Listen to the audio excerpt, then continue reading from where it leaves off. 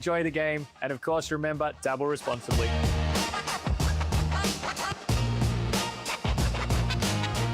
You win some, you lose more. For free and confidential support, call the number on the screen or visit the website. Time for the Coca-Cola refresh. Let's have a look back at the last games for both teams. Pete, kick it off. The Brisbane Bullets losing. Or actually, no, we're going to kick it off with Melbourne and Tassie. And Lenard, not Pete. All right, here we go. Unbelievable. This is one of those games where Melbourne just tried to build their confidence, you know what I mean, and they got the win. They went to Edwards inside early, got the ball to him. Other guys chipped in. They changed the lineup, Pete, knocked down some shots, and got a big win. Now, hopefully, they can continue that and get back to Hopefully, I would want to see them play. Hey, firstly, well played. Anchorman over there. We'll read the rundown when he has to, which is good. The Sydney Kings, look, they got a bit of a scare early, down 9-0, but then they just put the foot down on the Brisbane Bullets. Alex Dukas playing back in WA was nice to see. Torrey Smith-Milner behind the backboard if you don't. Using the backboard if you don't mind. Shave those shoulders. Come on. And then in the end, the Sydney Kings were very convincing winners. It's good. Okay, as we zone into this game, Please. as we just start to straighten up before the professionals take over, where are you sitting? Of course, Melbourne United, their season is well and truly alive, albeit this historic skid that they've been on. They need to start winning, and they need to start now. And the Brisbane Bullets, the Ignite Cup, that money's still on the line. If Melbourne United get out strong in the first 5 minutes, I think they'll run away with it. But if they can come out hot, the Brisbane team, I think they can make it a shake. And here's my key factors, and it's no looking back. So they've won their game now. Let's build, continue to try and get back on the right path, and no let up. If they get out by 8, do not take your foot off the gas. You want to win and win well, because the other side, you know the Brisbane Bullets have a free swing.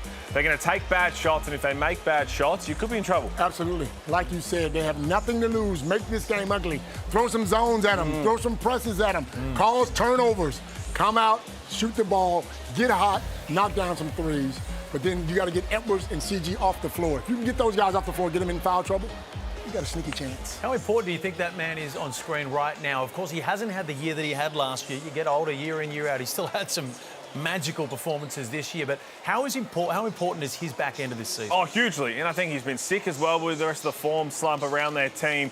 With Maldonado coming off the bench, he's going to pick his moments, and I tell you what, he loves playing against the Brisbane Bullets, historically speaking. And not to mention, game number 499 will bring it up 500 on Sunday, which is going to be a big achievement. Just the 15th player to ever play 500 games in the NBL. Whoa, how many games did you play? I think I played 2 according to the stats. But it might have been 2 minutes across those the two most as well. dangerous shooter in the league, by far. You say what you want to say. Yes, he hasn't had a great year, but you know he can get hot and he can light you up, so you got to know where he is Where at are all you times. sitting on that games list? I'm 530-something. Oh, so he might overtake you, because it's very hard. I know we joke around with you, Leonard, but a lot of your records almost feel untouchable at times. Well, no one, doesn't matter what, no one's catching Tony Rollins. No. Tony Rollins, I think it's 634 or something. Wow. Okay, well, you guys scurry over to your seats, because we are not far away from tip-off. The Brisbane Bullets and Melbourne United. Jack Heverin and Damon Lowry, the best in the business, getting ready to take you through it.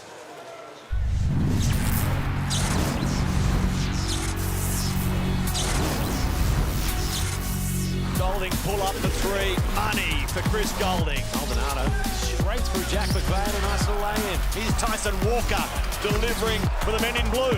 Tough move from Maldonado. There is Dash. Oh, Wardenberg down. Early shot clock. Doesn't matter. Cash it. Massive hit.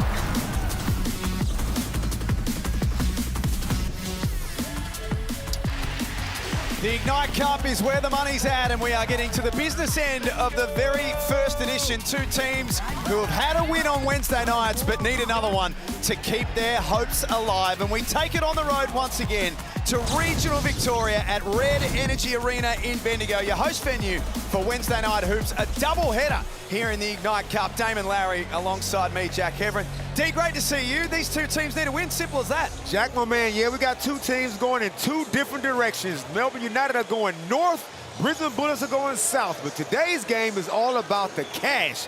$400K the long way is on offer. Who can come out and win each quarter and get a chance to get to the Gold Coast? And this is the beauty of the Hungry Jacks NBL Ignite Cup, presented by Disney Plus, is for a team like Brisbane, who are stone motherless last on the ladder in the regular season. They come to the Ignite Cup, they get a win here today, they win a couple of quarters, all of a sudden they're in the mix to make the final again. Exactly. Not one player out there for the Bullets would have any trouble spending their cut of that cash. So they're going to come out and play with a whole nother aggression that only money can really motivate. Thought Pete's point was a really good one in the pre-game about Melbourne not looking back. For someone like Milton Doyle, who came off the bench at Hoops Fest, that was his decision. Do they continue to go with that? Does he start to get a bit of confidence from that? What does it all look like for him? First of all, I got to commend Milton Doyle for putting his hand up to say, look, we got to do something different. I'm prepared to do it. It's one thing, Jack, when the coach benches you as opposed to benching yourself. So Milton Doyle, you got to give him the benefit of the doubt. If he wants to start off the bench, and hopefully the team can, get into a better groove, I completely support it. But long term, I don't think he can come off the bench. And that's no disrespect to Dash Daniels or Tanner Krebs or whoever they decide to start in his spot. Couple of minutes away from tip-off in Bendigo. Jesse Edwards had himself a game at Hoops Fest as well. Now, no Tyrell Harrison again tonight for the Brisbane Bullets. Jesse Edwards at Hoops Fest, his 5th double-double of the season against Tasmania. You know what? He picked up 2 quick fouls early, but after that, he was completely and utterly unguardable. He's too long. And like Lennar said, don't give him the basketball on the three-point line and expect him to do much. But if you give it to him around the basket, he is a pterodactyl. Nobody on the Brisbane Bullets can guard him. So if Melbourne United really care about, if they love Jesse, they'll look after him tonight. He can have a monster double-double. Big night for Jacob Holt, you would think, who's going to play some massive minutes for the Brisbane Bullets and guarding this guy. And Jacob Holt has been having a really good season. He's a meat and potatoes kind of a dude. Now, I ain't talking about them fancy potatoes neither, Jack. I'm talking about the mashed potato kind. Not the sweet potatoes. No. Just standard white potatoes. Standard ones, man. A little bit of butter and pepper on top. That's what Jacob Holt's going to come with. He's going to make Jesse earn a lot of the stuff he gets. So tell us about the Bullets, Damon. It's the 4th time that they're going to meet this season, the two teams. When they last met in round 14, Brisbane pushed them all the way. They actually led midway through the 4th quarter. Yeah, I remember that game, and they was missing a few. They had Tyrell Harrison that game. He's out. They had Javon Freeman Liberty. He's out. They had Sam McDaniel. He's out.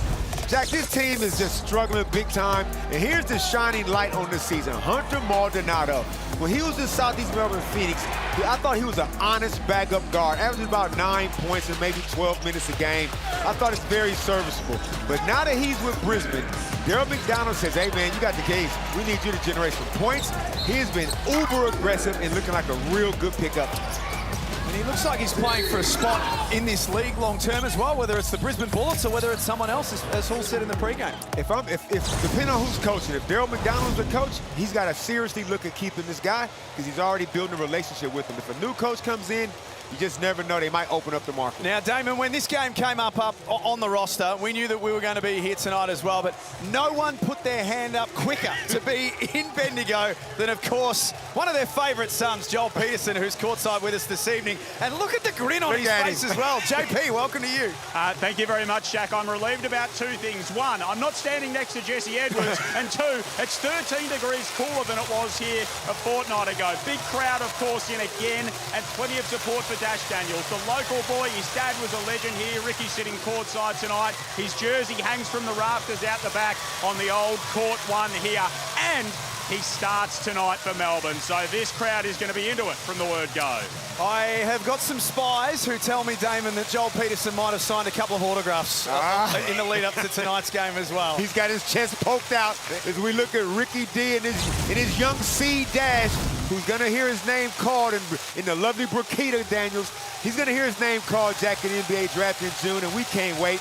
Saw Ricky at Hoops Fest, and he's just so proud of his son as he would be. There's the starters for both teams. Dash Daniels starting again tonight. Milton Doyle will continue to come off the bench. For the Brisbane Bullets, they have used 15 different starting combinations across the course of the season. I mean, you've just never seen a season like what they've had.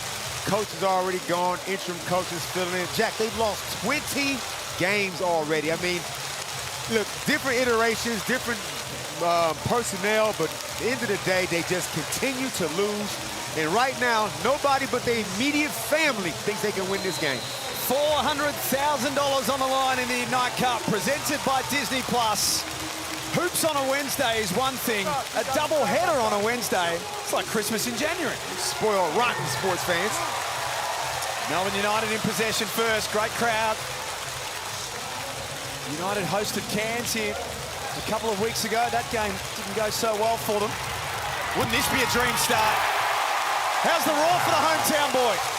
Dash 2, Brisbane zip. Good offense, but got the ball through hands, and don't think they didn't do that specifically for Dash to get his confidence up at home. Started against Tasmania, played 16 minutes, but struggled to find a way to get into it offensively. Walker with the steal.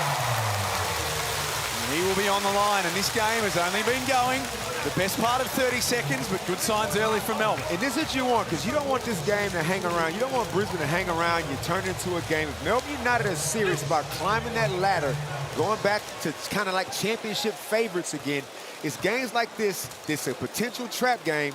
They need to come out in this first 5 minutes, in this first quarter, and put their foot down. When the teams met in round 14, Melbourne won that one 92-87. Tyson Walker had 7 steals against the Brisbane Bullets. And he's already got one of them.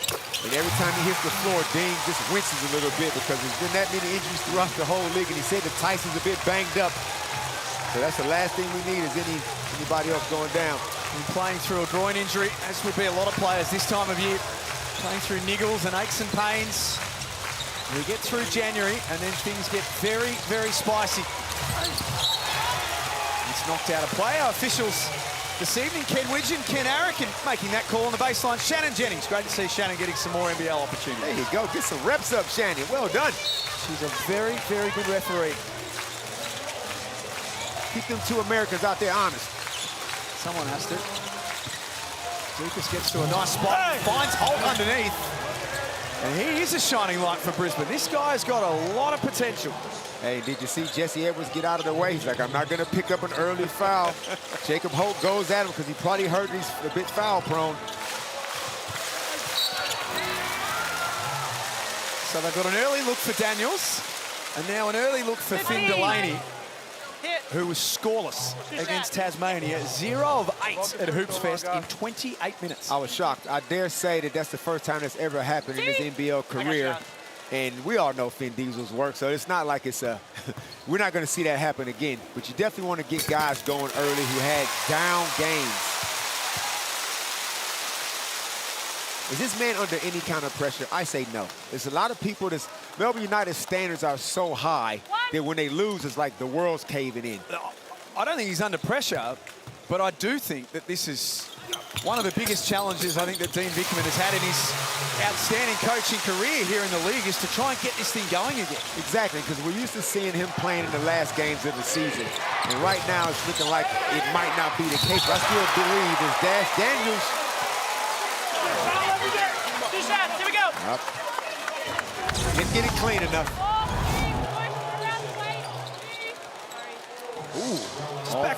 Back to that point on Vickerman.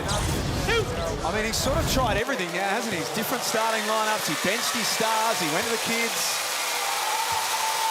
At what point does it become more about the players than the coach? And that's what I was going to say. At some point, Dean can only do so much. Dean can put all the structures in place. He got the standards and police those. But the guys in the locker room, they have to look at each other and make a commitment and all make a collective decision on how they're going to go about their basketball. And sometimes the coach might need to light a firecracker under them from time to time. Sometimes he might need to rub them on the back. But it's just interesting to see because Dean is this stage in his career. He's just about seen and done it all. Heard about back in the Melbourne United days when Hulls and Felix were playing the famous UFC sessions. Just imagine those two in an octagon. Firstly, let's get it correct. You didn't have to throw him in there with the word playing. Can you have a 0-all draw in the octagon? Because if you could. 6-3 Melbourne. Walker head down. That's knocked out of play by Maldonado.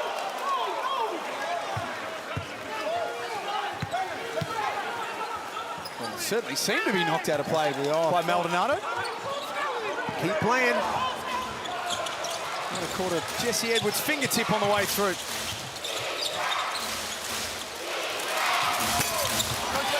And we saw how aggressive Alex Dukas came out of Hoops Fest when he went back home. He's not going to turn down any shots. And D-Mac needs him to get the scoreboard ticking over as well. Bottom of the net for Tyson Walker. It's Melbourne with a 9-3 lead early in the Ignite Cup. Tyson is just so polished and skilled. 4 years playing at Michigan State. I think he did all 4 years. As we check that, we check with us, see what Amy got to say. Baseline. And that looked like it came off Hunter Maldonado. Dean Vickerman wanted to review, as you could see. Just couldn't get the message to the bench in time. Early days, Dean. Don't go using your challenge this early. That's a turnover. Smart by Delaney. Knocked it to his own advantage. No foul called. Edwards takes care of the rest. The long arms of the law. The big man from the Netherlands, Jesse Edwards. It's been a positive start for Melbourne United. They've got a lot to smile about early. I don't know how that wasn't a foul, but whatever. They certainly do. Jesse Edwards going upstairs. And we've seen games like this before where Jesse Edwards gets off to a great little start and then finds himself in foul trouble. How important is it when he's on a roll that he stays like this? Oh, for sure. I mean, the first couple of plays, you see they drew up and then Dash Daniels got on the rim. It's clear intent not to settle for the free ball. And I like the way they've started. This is what you have to do. Because if Brisbane can get their confidence up, this can be a slog when it shouldn't be. What I've noticed is Dean Vickerman has these guys playing better defense. They're up and in. As soon as that ball is coming out, they're picking them up straight away, getting down the court. We mentioned as well that we saw them push the tempo against the Tasmanian Jackjumpers. We were interested. Was that just because Tassie slow it down? Or is this now the way they're going to play? Based on the first 2.5 minutes here, they're going to start to speed it up. When do you expect Milton Doyle to come into this ball game? Well, they're rolling right now, so I'll say 1 minute and 47 seconds. And you've been in this position, Leonard. I know you won a lot of games, but also teams where you're just not going that well. How hard is it when you get punched in the mouth early and your season's, for the most part, done to bounce back? That's why D-Mac called the timeout and say, look, guys, we got to slow it down and get some good shots. We can't let them get a big lead, because if we do, we're out of this thing. Hey, for all things that are good and nice, Jack, we need to make this one a ball game. We certainly do. Kind of expected, Damon, that Melbourne had come out fired up, but it seems as though Brisbane really haven't coped with the pressure either. No, not just yet. It's only been 2.5 minutes played, and I'm sure Brisbane got a couple of runs left in them. But Melbourne United, after they knocked off Tassie last round, we're about to watch them go on the road for an extended period. That's good offense. Alex Dukas on a nice little cut off the high post. Gets an easy layup. But this is the bonding time for Melbourne United now. They're going to be on the road for quite a while. Joel Peterson was listening into Melbourne in that timeout. Yeah, Jack, nothing remarkable from Dean Vickerman. Really happy with their offense as Goulding gets another good look inside. Said he wants to focus a little bit more on their containment of defence. Down at the Brisbane huddle, Darren McDonald's reaching for his bench. Mitch Norton about to come back into the game for them. Here's Jacob Holt with his feet set for three. Nice knockdown from the big man, who only shoots it at 23%, but that stroke looked good. He got a good stroke. We've seen him make 3 balls before. I'm telling you, Jack, he keeps this up. He's going to get elevated from mashed potatoes to possibly some roast potatoes. Oh. A little bit of rosemary or something on top of that. What comes next after that? What's bigger than the roast? A chip? Now, chips is pretty dead last. If he makes a chip off his leg. Maybe some scallop. With some scalloped potatoes, with some bacon and some cream and all that sort of stuff, yeah. Not sure that fits into Navy SEAL life, Damon, but for the rest of us, it does. So Melbourne ball from the baseline. 6:33 remaining at Bendigo. That is an easy look for Chris Goulding. Way too easy. Good offensive baseline set by United, but D-Mac wouldn't be happy with giving up layups on the inline play. Shooting it at 57% to start with. Terry Taylor, who I know, Damon, you watch very closely and you want to see more of that stuff. Absolutely. Now, D-Mac has had to, a couple of times, which is a couple of times too many, remind him that he is the import, and there's a certain expectation that comes with being an import. Your job is to get buckets, especially in this depleted team.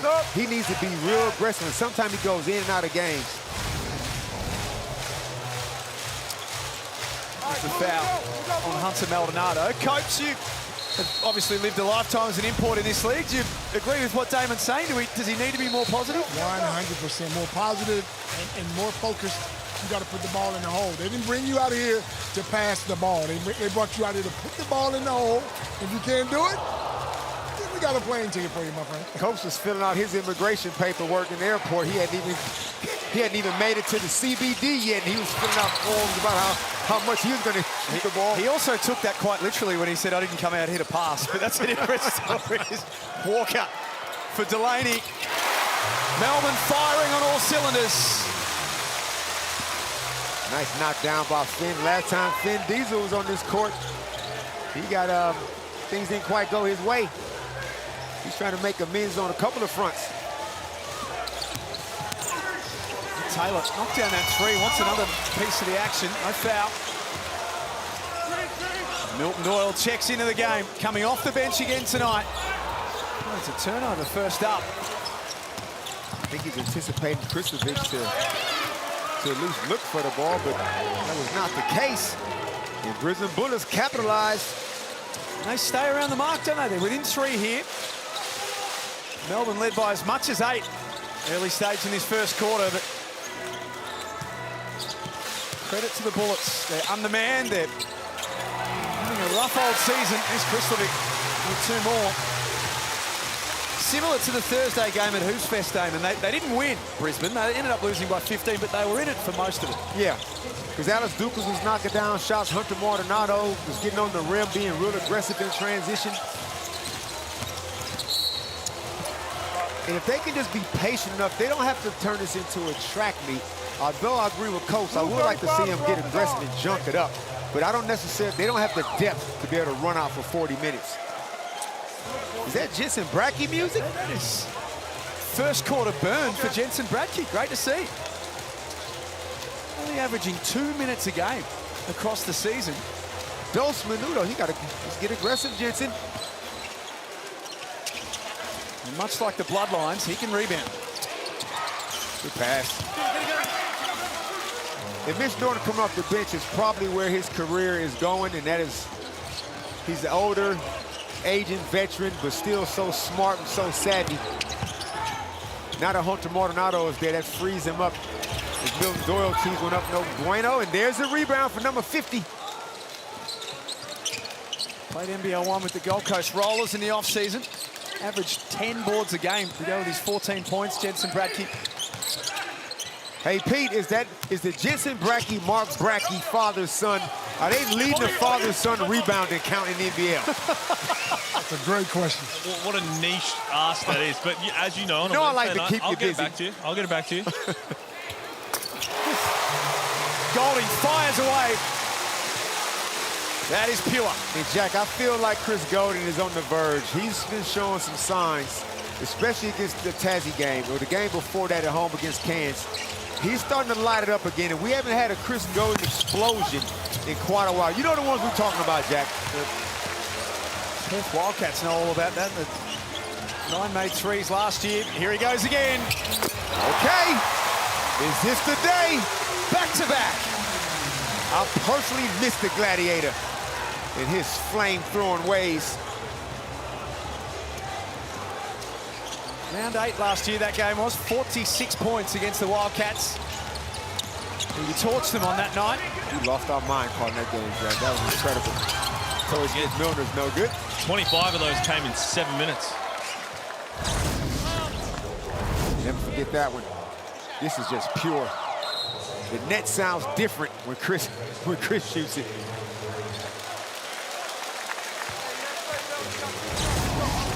Still getting it done at 37 years of age. All roads leading to the Gold Coast, February the 22nd. The Hungry Jacks NBL Ignite Cup is presented by Disney Plus, the final on the Gold Coast. You can scan that QR code, grab your tickets. The best part about it all, Damon, we saw that with the Ignite Cup ladder, is it's still wide open, so you can buy your tickets knowing that it could be one of about 6 or 7 different combinations. Oh, yeah. Please get down there, because if you get there early enough, you'll see a guy pull up in a nice Mitsubishi, Jack, stepping out with a suitcase, with a briefcase, handcuffed to his wrist with 400 grand cash in it. Who said they're going to make it happen? There's another breakdown for Brisbane. Oh, Kyle! And a breakdown for Kyle Bowen. Kyle, you're my super coach team, man. You can't be missing them layups. Man, that's an all-timer. That's a Felix Van Hoff shot right there. I would think you're going to see that on overtime. Here's Wilson walking into a 3 of his own. Tanner Krebs against his former team. O-board. And then just steps outside and drains it. Almost forget Tanner Krebs was a bullet once. He's probably trying to forget too. Damon. 35. It's all yours. Oh my God. Here I am with a beat the coach spot for him. Just blew it.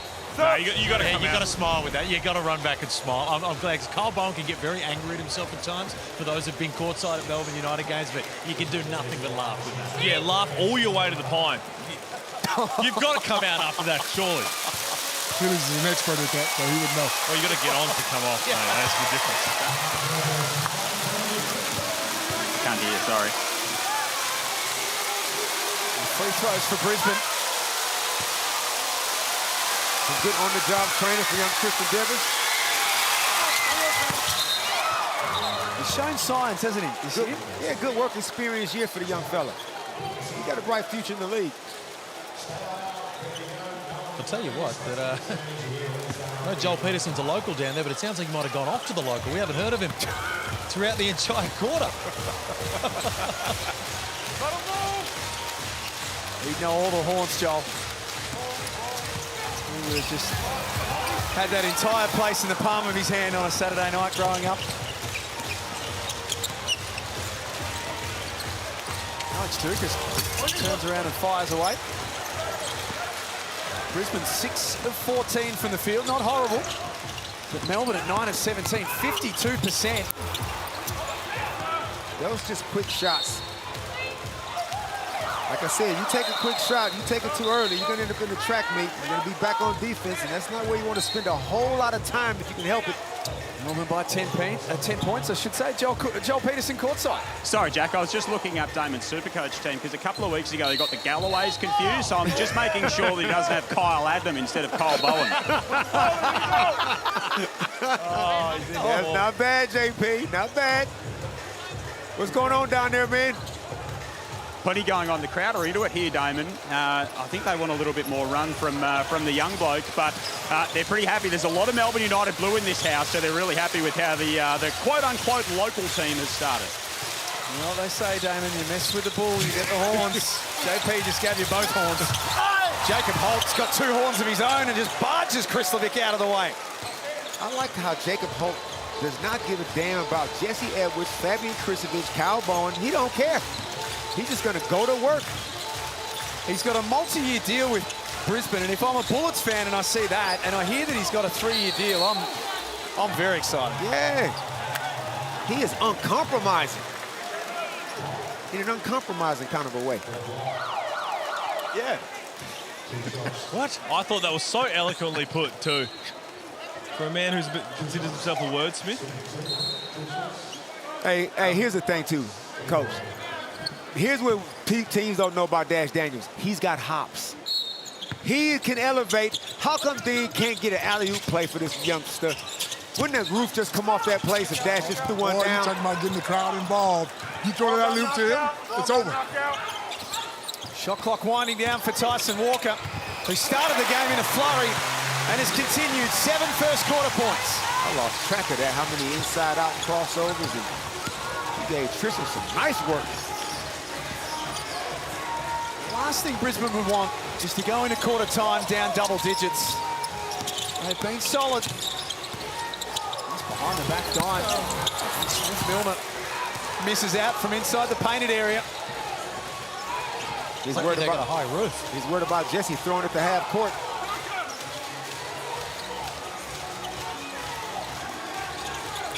Shot clock down to 10. Almost the turnover. Great work by Norton. Got a hand on it. Smith-Milner got flashy with it behind the back. Maldonado can't knock it down. And it's a 10-point lead for Melbourne at quarter time. 29-19 at Red Energy Arena in Bendigo, which looks absolutely superb tonight. It is Wednesday Night Hoops, the Hungry Jacks NBL Ignite Cup, presented by Disney+.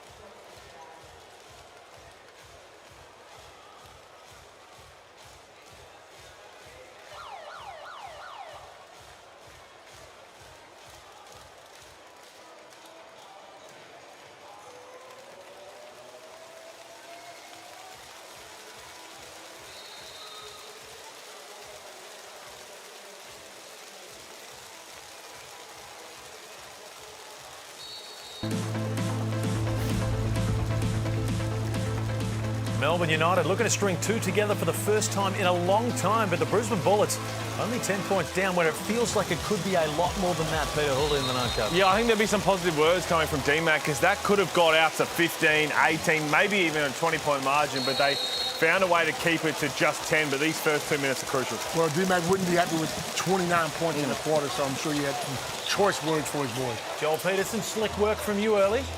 Thank you, Felix. So now, Copeland, you read D-Mac's mind. You said 29 points is way too many. He wants more rebounding and less opportunities at the three-point line for United. Not an ideal start for Brisbane. It just gets a whole lot worse. Malif Machar checks in and hits a three immediately, but Alex Dukas. Yeah, he slipped in a wet spot right there on the Bunnings warehouse. We don't need any more injuries. We don't need any more pulled muscles, tendons, none of that kind of stuff. It looks like Dean Jack is going to go through his bench. Everybody's good. They look like they're going to get some playing time. He did this at the start of the second quarter on Saturday at Hoops Fest. Malif Machar started the second quarter, which was good to see. And I like Malif's game, too. He got a nice stroke. Real confidence. Didn't hesitate at all in that corner three ball. Melbourne 6 of 10 from outside, Damon. Their three ball has been, they've had a lot of issues in the second half of this season, but their three ball has been one of them.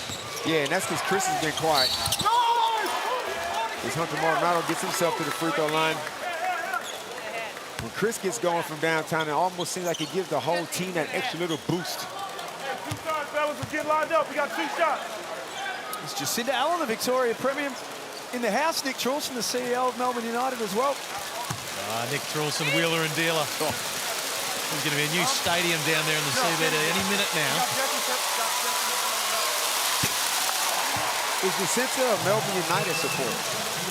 I believe politically she'd be impartial between both Southeast Melbourne and... I can tell you one thing, she's not a Brisbane supporter. That part I do know. Burgers? No, sir. Disappointed. Look, he's disappointed as well. 32-20. Wednesday night hoops. Hungry Jacks NBL Ignite Cup presented by Disney+. Melbourne playing in their 4th game and final game of the tournament. Brisbane still got one more to go. They'll host Adelaide in round 19 on the Gold Coast. Not good, though. Norton scraps after it, but put it back to the advantage of Tanner Krebs, who finds Edwards underneath. And just for the record, Jesse Edwards has played 5 minutes that first quarter. He has 0 fouls. So I don't want to hear it. He can prove the fact that he can be on the floor as Nigel's son checks into the game. Young Jack Purchase. Jesse Edwards has proven that I can play defense without fouling. We saw him in that early in the first quarter. Get out of the way. I'd rather see that and you protect yourself and try to block everything. Second generation NBL names all over this game tonight, isn't there? As Jack Purchase checks in. Callum Dalton's on the Brisbane roster. We saw Jensen Bradkey in the first quarter. Tanner Krebs, his father Dan played in the NBL. Yep. Dash Daniels, obviously. If you're looking for a game, you're a second generation. Brisbane might have a spot for you. Great to see. Maldonado, drop off for Smith Milner, who gets in the lane and shares with Taylor. Nice offense, Brisbane. You got to respect Torrey Smith Milner on the three-point line because he will knock that shot down.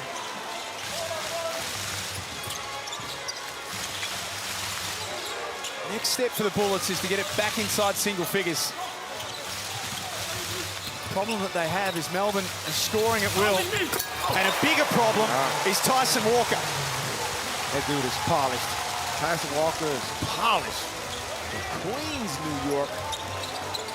Educated at Michigan State University. Another steal. Damon, I got a question for you. You think Tyson Walker's played good enough for Melbourne United to resign yet? I mean, because he's good enough to play in this league. There's a lot of teams chasing a point guard. Other teams would love to have a Tyson Walker on their team. If I'm Dean, like, have you not seen enough already of Tyson Walker to know that this is the guard for you? So why are we messing around? we see this time and time again, the teams can be obsessed with the new shiny thing. And sometimes you just got to stick to the Perth Wildcats did it for so long and so well. Retention is so important. I love Felix Diop. I love what Adelaide have done with Cotton and Cheatham. They know that these two are a big part of the future. We're hearing that John Brown is talking with South East Melbourne about coming back. Angus Glover as well. I think for too long there's been too many teams who have played a game of pickup sticks every year with their roster. There has been conversations back and forth, as there should be with the style of play, the level of play from Tyson Walker, and what he's meant to Melbourne United this year.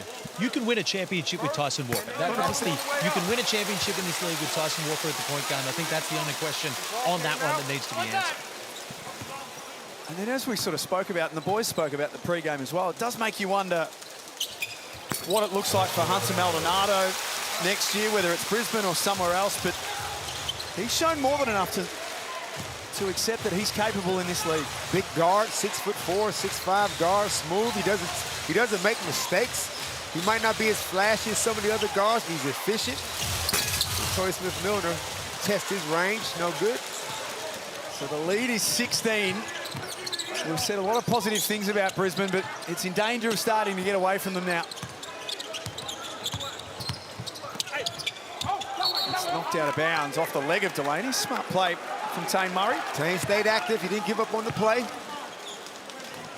Then Diesel thought he had the mismatch. Tane said, I don't think so.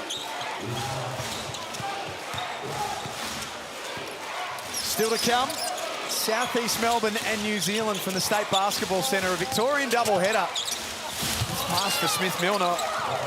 With Will Magnay's injury, Damon, Tasmania don't seem as certain as what they were. This is a big game for New Zealand. It's huge, and what a shame. I mean, you know, Will Magnay has been injury-plagued for most of his career. They was just finding their straps. He was playing really good basketball, real aggressive. To see him done for the season, man, that just changes everything. It's a big game for New Zealand season and a big game for where they sit in the Ignite Cup as well.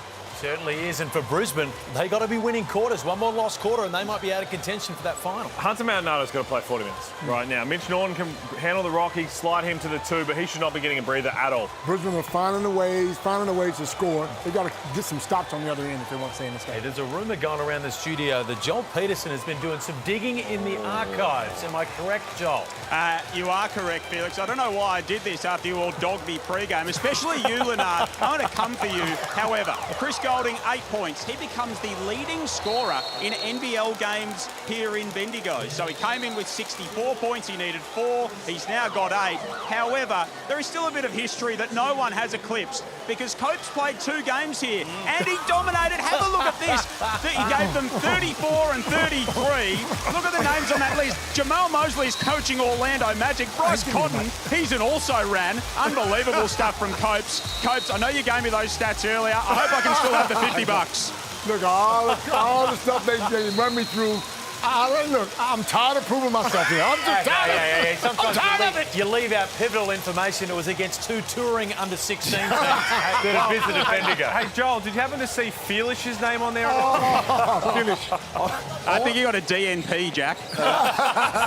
As per. I want to get back to Copes in this venue in a second, Damon, because I did a little bit of digging on this as well. Tanner Krebs. Can't score there. 6:46 remaining. So the first game here was 1999-2000. Yep. Melbourne Tigers hosted the Canberra Cannons. And on that night, Andrew Gaze had 34 and 9 assists. Do you know how many assists Leonard Copeland had in that game? I'm going to say 2. You would be correct. 2 assists. You weren't joking when you said you want to pass. You didn't bring me out here to pass the ball. You can get anybody to pass. Can you get guys to put the ball in the hole? How many did you have? How many did you score, points-wise? 33. What plumbers were you playing against for that one? Oh, funny man. Canberra Cannons, funny. Hey, don't let him CJ Bruton in that team? No, Randy Rutherford. Oh, Randy He was a player. Hey, Leonard, don't let him make fun of you. Still got the most vodka sodas considered at Studio 66 over there in Bendigo. So no one's ever going to take that risk. Jack Daniels now. It's also consumed, not considered. I think he considered more than he consumed. 40-24. Felix can just go to the sick bay for a couple of minutes. I think he can just compose himself. Smith-Milner had his pass knocked away, and then Walker spills it over the line. What's Brisbane's biggest issue right now, Damon? They can't put the ball in the hole, Jack. They can't get it. They only got 5 points played this quarter. 5-point score, sorry, in 4 minutes played. And right now, I'm not getting enough activity on the offensive end from Terry Taylor. He's got 3 shots. Terry, when you go back and watch this game, just know that halfway through the second quarter, 3 shots is nowhere near enough. Delaney walks in for 2 more. Timeout, Brisbane. Alarm bells ringing everywhere on the Bullets bench right now. I mean, Jacob Holt is the leading scorer with 7 points on 3-of-3 shooting, and you got 2 imports out there on the floor. So if I'm D-Mac, if I'm Patrick Ewing Jr., the third, if I'm Greg Vanderjack, I'm looking at my imports going, fellas, give us something. 42-24, Tangerine timeout. Well, let's have a look at the live ladder from the Ignite Cup as well, because again, there's a lot at stake for both of these teams right now. You'd say Brisbane Bullets more so just because you want something to keep your season going. Melbourne United, they're still going to play playoff basketball. Yeah, well, the live ladder with everything thrown into it. What I'm nervous about right now from a Brisbane perspective is that this is already blown out, and because if Melbourne want to make it to the Gold Coast, they need a clean sweep this. Yep. So just because this might be a 30-point game at halftime, if you think they're going to take their foot off the gas, they're going to have to win the last 2 quarters as well. So this has the potential to get really ugly unless they can respond. And we're giving Melbourne United, I mean, we're giving Brisbane a lot of, not credit for scoring, but it's Melbourne United who are playing great defense and doing a great job, and they know what they need to do to get this win. What do Brisbane need to do right now to get back into this ball game, Pete? It's easier asked than answered. Well, I said keep Hunter Maldonado on the court, even when Mitch Norton comes in, which they've done that too. But Terry Taylor, need to see something from him. You're brought out here for a reason. This is also your chance to audition for other teams. If you love being in Australia, you love the NBL, you never know what other coaches are thinking. Hey, the Bullets, the last time these 2 teams played, did make a big comeback against Melbourne. They didn't quite win, but they still gave it a crack. An important 5.5 minutes for them now. And that is not going to help their cause. Turnover number 8 for Brisbane in this first half. And you know when you lose so much, like I said, 20 losses. Now, every player on that floor right now wasn't a part of those 20 losses, but as a team, you're 6-20. You got to find a way to go. Are we done winning for 2026? Can we beat just one more team? Ball's floater doesn't go, tip in. Likewise from Delaney. Jacob Holt back out on the floor, as requested, Damon Lowry. And I'm going to go to him as well. I'm going to make him the focal point. If Terry Taylor doesn't want to be the focal point, I'm going to make it Jacob, because Jacob is showing Melbourne United's interior defense no respect, nor should he. He's aggressive. He's a rookie, Jack. We forget. He's got the body of a veteran. This is his rookie year in the league. And he is playing his butt off as far as I'm concerned. For Brisbane, still no Tyrell Harrison, missing with concussion symptoms. Sam McDaniel still a couple of weeks away with a calf injury. Javon Freeman-Liberty still 2 weeks away with a hamstring as well. That's let alone the season-ending injuries they've had to Casey Prather and Dakota Mathias and Lamar Patterson. The sacking of Jalen Adams, it's been a horror show for Brisbane this year. Couldn't read about it. Dash Daniels checks back in for the second quarter. You got it back. Nice work from the youngster. Good hustle. Chris going head first. Don't tell me you want it. Show me how much you want it. And it's Hunter Maldonado who comes away with it. It'll be a Brisbane ball. Dame, what does D-Mac say to these guys at halftime to get a little fire out of them? What's the message? Everybody's, you know this game is televised, right? Hey, fellas, you realize that this game is on TV. There's people back home watching. You're going to tell me it's not on the radio? They're not on the radio, Coach. There's people tuning in, watching this. Be aggressive. What do you got to lose? Well, he said to Joel Peterson in the pre-game interview about how you only get so many chances to play this game in your career. And for whatever reason, you can find a motivation for it. If it was the Ignite Cup to start this because their season's done and dusted, if it was an audition to stay with the Brisbane Bullets, another team, any of that, you can always find a reason to play because we've seen it throughout in any pro sports. The game can be taken away from you at any given time. And we saw when Casey Prather got hurt. Exactly. When Casey was walking off the court after he hurt his knee, and everything that he was doing to keep his team respectable, if you can't do it for yourself, at least do it for some of your injured teammates. But yeah, right now, superstars in the house. Jay, Melbourne. Tess Madden. Tess Madden, the captain. Opals. Hello, Tess. Hello, Jay. I mentioned just before in that timeout. Canberra Capitals are there Friday, by the way. Brisbane have to be careful because Melbourne United, they have spoken about it. They are playing for the Ignite Cup. We saw what happened against the Cairns Taipans. They took a timeout in the third quarter to try and win that quarter. They're going to have to keep their foot on the gas for the next two. Pete, 60% of 400,000. What's that? Well, it's going to be off 300,000. 300,000. What's that? I want to work out the percent. I want to work out what every player likely to get their cut. No, we've discussed this. Once we know the finalists, we're putting pressure on that number to be risen a little bit more. For the players? Humor me, Pete. What is each player on the winning team looking at? What is his cut? Well, give me a team, because some teams have next stars, obviously, in development players too. So I've got to take all that into account. Okay, New Zealand. Okay, I'll be back. Get back to me. I was going to say, it feels like Pete's really stalling here. Try and buy as much time as possible. Just smile and nod, Pete. Smile and nod. I work with him on Fridays. You got a next star in there. You got development players. Do they throw the training players in there? There's a lot to think about. Give me the number of roster players. We got burgers. Oh, we certainly do.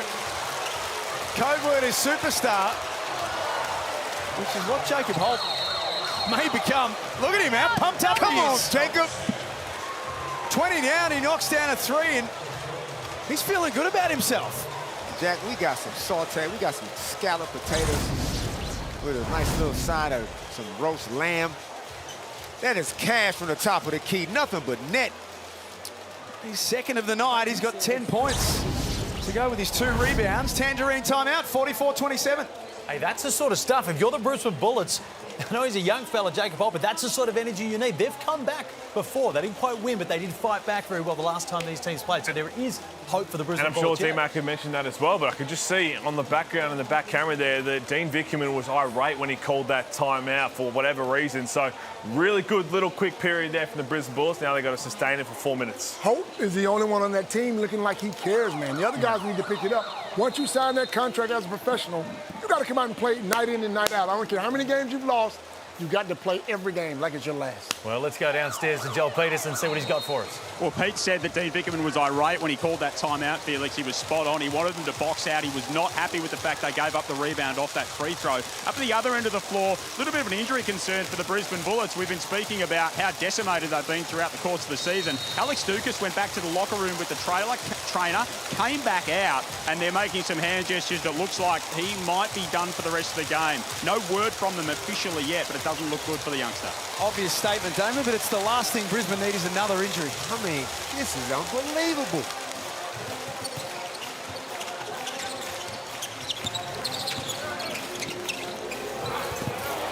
Two for Milton Doyle.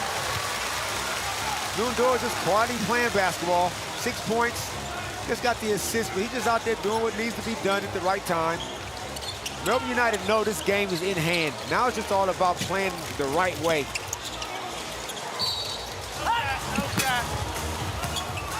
Now on the floor. Sorry, Jack. Even though they're up by plenty, Dean Vickerman wants excellence. When he sees a mistake, he gets mad about it. He wants these guys, because they know they're going to play a better team down the line. Is it that he wants excellence, Copes, or that he knows that this team is still doing a lot of things wrong? Well, look, at the end of the day, he knows they got to be better if they're going to win a championship. Yeah, that's a good point.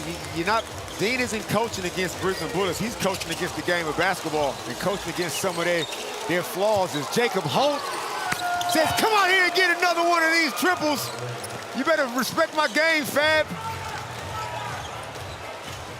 When you see young talent starting to emerge in this league, it's such a wonderful thing. And this might be Jacob Holt's coming out party. Coming out party. I'm here for it. He's been teasing us for a little while.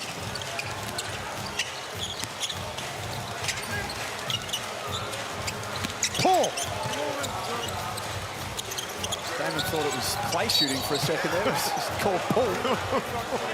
Pull. Let it fly, Jacob. You done made 2 threes. Hey, this young fella's only 22 years old as well. He's 3 of 3, Pete, from downtown. And I have your answer, by the way, Dane. We had a timeout in there as well, but I'm going to go with a 15-player group. Because if it's 11, including the next star, 4 development players, which you can have, that'll be a lazy 12 grand in each player's pocket. 12 grand. When you've got a couple of the minimum salary potentially on 85, that goes a long way. That's a weekend for Felix. 12 grand is nice. Tell you what else is nice is a 12-month subscription to Disney+. Download the NBL app and scan the QR code. You can get yourself there. It's got everything, Damon. You got some change left over from the 12 grand. The Disney subscription. This free throw shooting is becoming a big problem for Brisbane now. They are 4 of 12 from the line in this opening half. I think the officials just take a look at this from Jesse Edwards. Okay, so Maldonado read this. Foul on Jesse Edwards. It's a loose ball, but there's no defender in front. Let's review it for clear pass. Kenny, the replay. I have a foul on Jesse Edwards. Good job by because there's no defender in front, I would like to review for I think this will be a clear path just based on what we saw, unless there's someone on the far side. So based on that, it's going to be a clear path, but unless on this sideline, someone was already starting to run back. But Pete, he didn't even have control of the ball, really. It wasn't like he was dribbling down the court. It's not unsportsmanlike to be clear path. That's what I'm saying, though. Just because you got fouled, Hunter Maldonado, I mean... If he's the last one back and it's a foul. Yeah. Okay, so you can't foul anybody close to the basket, what you're telling me. So they're going to say it's in the end, it's a normal foul. So it's just a regular foul. Blue 14, hold, we're in the bonus. We still got 2 shots. 2 shots, fellas. So that's 2 on Jesse Edwards. Found a way to get 2 fouls in the first half. Just a regular foul. Right, he didn't mean to do it. He was just trying to get the ball. So that's better. Blow up the handoff. That's better from Hunter Maldonado. He should have got there handing off in the first place. 4 of 13. Darryl McDonald just can't even watch them shoot free throws now.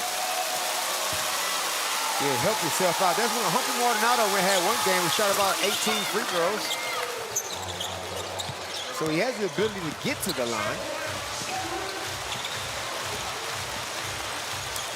Halftime approaching. Wednesday night doubleheader here in the Ignite Cup. Southeast Melbourne and New Zealand to come. Edwards hits the floor, and that's a travel. And never leaves his hands. There's the explanation. Oh. Let's have a look. I was going to say jump ball. He goes up. It never left his hands. You could see the complaint because his second action was a clear foul, but the travel was already called. I got no problem with it. I got a problem with though, Coach. Jesse Edwards getting the ball, but he's so far off the block. Now he's easy to get double teamed, so now he don't get a shot. Get the ball on the Mitchell. Now Jacob Holt draws a closeout, a bit of respect. 3 made threes in his first half. Out to Norton, knocks it down. 14 is a bit more manageable for Brisbane. And what's Mitch Norton been shooting from downtown? I don't think it's been all that great. But when you're that wide open, you got nothing really to lose. You got to take it. It's Finn Delaney. Gets an easy layup, and D-Mac goes, we just make a triple, and then we give up an easy layup in transition. Mitch Norton shooting it at 15% for the season, by the way, from outside. So he's a better shooter than that. Hasn't been, it's just been one of those years for Mitch. Shot it at 35% last year. See, that's who he really is. Shows the drop-off. Much more involved performance so far from Finn Delaney tonight. Scoreless on Saturday, has 10 points, 3 rebounds, plus 12 in his 12 minutes this evening. No, he's polished. He's just had that one-off game. He's been polished all year as Mitch Norton gets on the rim. Misses a deuce, an easy layup, and off and running. Doyle's got options all over the floor. Goulding misses Delaney. Come on, Chris. They didn't bring you in to pass the ball. Shoot it, bro. I want to see Melbourne United, Jack, having fun. Like, okay. Do you think they're having fun at the moment or not? I mean, sometimes you see some smiles, but I would like to see them. I mean, this is still a very fun game, right? When they were 9-0, it looked like there was more fun to have. And obviously, it's hard to be happy when you're losing. But you got to find some joy in playing the game and playing with each other. And sometimes these extended road trips, you can just do that. Have your poker games in the hotel. Just relax and just get to know each other a little bit better because the imports are new. Jesse Edwards and Tyson Walker, they don't know these guys, and what makes them tick. And they're a quiet team too. They don't celebrate and jump up. You got to enjoy it. Shouldn't forget that they started the season 9-0, Melbourne. They've been 7-10 since then. Maldonado flashes to the cup, can't score.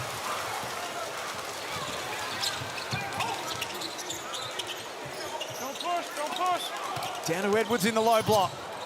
Stripped by Norton, still time on the clock for Melbourne. And Jesse Edwards is taking a little longer to get up. It looked like he came down and smacked his forehead on the floor.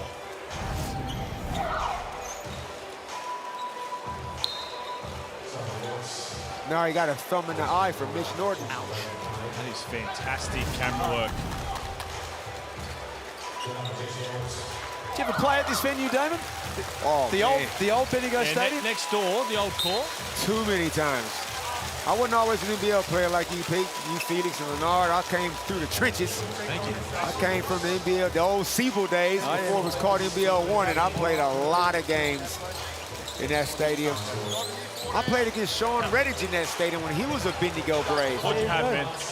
I can't remember, but it wasn't enough to win because Sean got the dub. I'm tipping it was more than 2 assists. Well, Coach did also remind me that record of his in Bendigo will always stand because those games are on the other court and not in this new stadium. Yes. So you can never be beaten. I've always wanted to watch a game sitting on top of a hay bale as well, so I do sometimes miss them.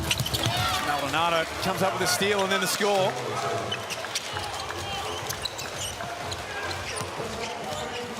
Similar situation to the end of the first quarter. Another bucket here for Brisbane. Just get themselves a fraction closer.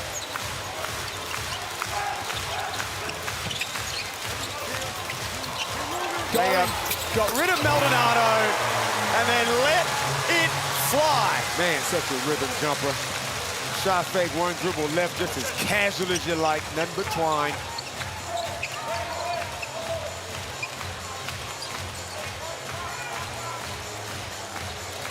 Final play of the first half. Great look for Jensen Bradke. The youngster can't score. Walker hit one from halfway at Hoopsfest almost. Got it again! Oh! Tyson Walker's found his range.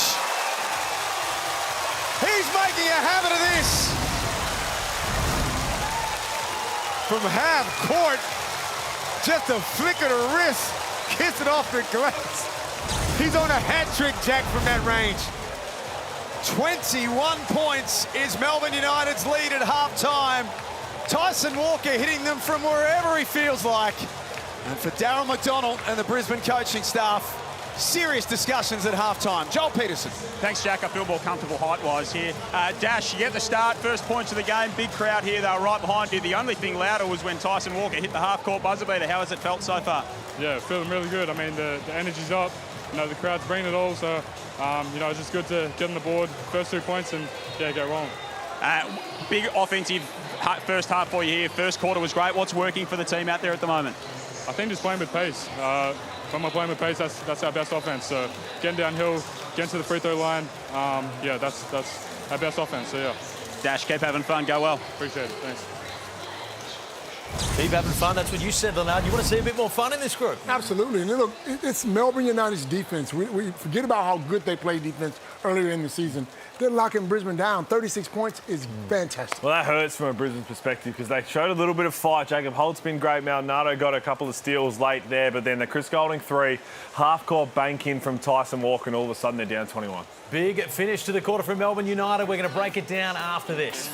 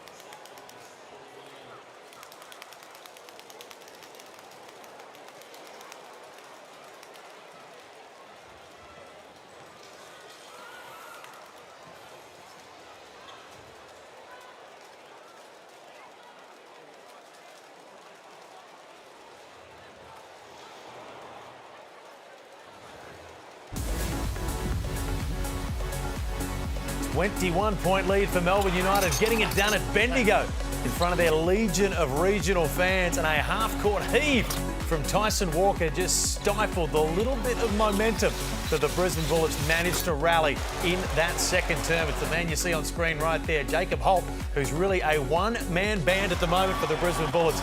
But look at that. What do they say, Leonard? Once is a fluke, 2 times is what? I never heard that. You know what? It's not even a saying. I was just setting you up like that. Okay. Hey, what's your take so far in the first half? I mean, Melbourne United did what they had to do, get a nice, comfortable lead. But as we keep harping on about, this is not over because of what they're playing for. They need to get every point possible if they want to get to the Gold Coast, which, trust me, we heard from them last time they played in Bendigo a couple of weeks ago. They want to make the Ignite Cup final.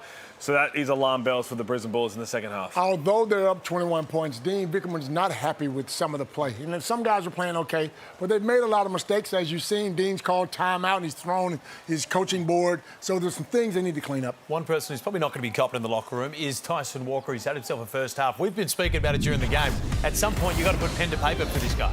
Yeah, he's been terrific, and I think that he's the engine room. Without Shea Ili, they need that lightning-quick point guard. And even hearing Dash Daniels talk to Joel Peterson just then about what their best offense is. Clearly the intent is to push the pace. Well, outside of maybe PJC in the league, no one is better at pushing the pace than Tyson Walker. 2 of the quickest guys out on the open floor. And what I love is that his isolation game is getting more and more comfortable as the season goes on. He's not going to be the guy to put up 20 points every single night. He is the head of the snake, but now he's starting to knock him down from half court for fun. He's aggressive, but he's not overly aggressive. He's getting other guys involved. He's enjoying himself. Anytime you're the starting point guard and you win the first 9 games, you're doing something right. If I'm them, I'm signing them because there are other teams in this league looking for point guards. You better hold on to them now. They certainly are. Look at the Blackmore stats right now, 13 points, 4 or 5. But this man right here, Jack Heffernan said his coming out party. We haven't heard a huge amount about Jacob Holt throughout his career so far. Only 22, but he can hit it from the outside. He can do it from the inside. And you know what he is? He's a local big with size. And you know what else? Commodity. He's enjoying himself. He's the only player on this team. Look at him. He's trying to get the fans involved. He's knocking down threes. He's a young kid that's having fun and trying to find this crowd. And the positive for the Brisbane Bullets here is that his role would have been even smaller if Tyrell Harrison was playing. Because Harrison was playing at an elite level. Now, without him, absence creates opportunity. And you look at a guy, hey, we can really build around this in the future. Once is a fluke, 2 times is a... Very good. Someone's got to work out an end to that saying before the end of the game. But you know what? Luckily for us, we got 2 games because that man is back in action. He's over the sickness. Southeast Melbourne taking on the New Zealand Breakers, who, on their night, you'd probably say they could beat almost anyone in the league. Whose night is it going to be? Southeast Melbourne or New Zealand? Coming up after this contest.